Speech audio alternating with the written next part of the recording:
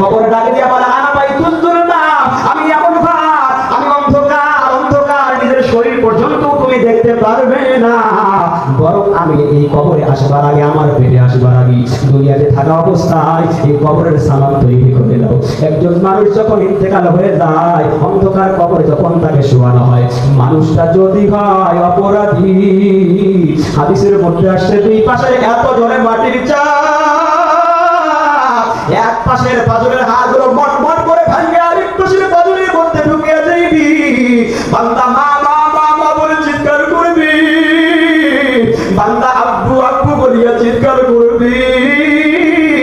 বান্দা সন্তানকে ডাক দিলে কই আমার আদরের কলিজার টুকরা সন্তান কই, বান্দার কথা কেউ শুনতে পাইবে না।